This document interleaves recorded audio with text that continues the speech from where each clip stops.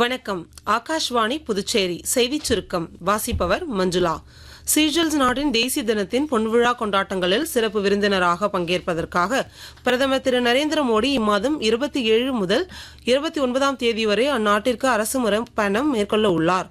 இக்கொண்டாட்டங்களில் இந்திய கடற்படையின் 2 கப்பல்களுடன் இந்திய பாதுகாப்பு படையினரின் ஒரு குழுவும் பங்கேற்கும் என்று வெளியுறவு அமைச்சகம் தெரிவித்துள்ளது. இந்த பயணத்தின் போது சீஷெல்ஸ் அதிபர் டாக்டர் பேட்ரிக் ஹெர்மினியுடன் பிரதமர் இருதரப்பு ஒத்துழைப்பு, பரஸ்பர நலன் சார்ந்த பிராந்திய மற்றும் சர்வதேச விவகாரங்கள் குறித்தும் கருத்துக்களை பரிமாறிக்கொள்கிறார்கள். சர்வதேச போதைப்பொருள் ஒழிப்பு மற்றும் சட்டவிரோத கடத்தல் எதிர்ப்பு தினம் இன்று கடைபிடிக்கப்படுகிறது. மத்திய உள்துறை அமைச்சர் திரு அமித்ஷா புதுடெல்லியில் இன்று போதைப்பொருள் தடுப்பு ஒருங்கிணைப்பு மையத்தின் 10வது உயர்மட்ட கூட்டத்திற்கு தலைமை தாங்குகிறார்.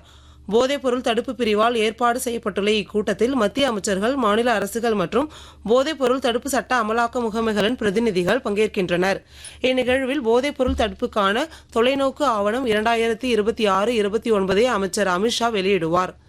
மத்திய அரசு வீட்டு உபயோகம் அல்லாத எல்பிஜி விநியோகத்தின் மீதான அனைத்து துறைசார் கட்டுப்பாடுகளையும் நீக்கி மேற்காசிய நெருக்கடிக்கு முன்னர் நிலவிய நிலைக்கு விநியோகத்தை மீட்டெடுத்துள்ளது.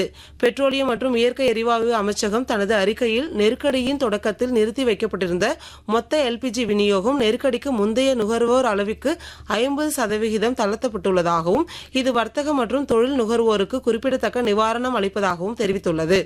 ஐசிசி பெண்கள் T20 உலகக்கோப்பை போட்டியில் நேற்று மான்செஸ்டரில் நடைபெற்ற ஆட்டத்தில் இந்தியா பங்களாதேஷ் அணியை 5 விக்கெட் வித்தியாசத்தில் வீழ்த்தியது. இன்று ஸ்ட்ரெட்ஃபோர்டில் நடைபெறவுள்ள ஆட்டத்தில் இலங்கை அணி ஸ்காட்லாந்து அணியை எதிர்கொள்கிறது. இத்துடன் இந்த செய்திச் சுருக்கம் நிறைவு பெறுகிறது.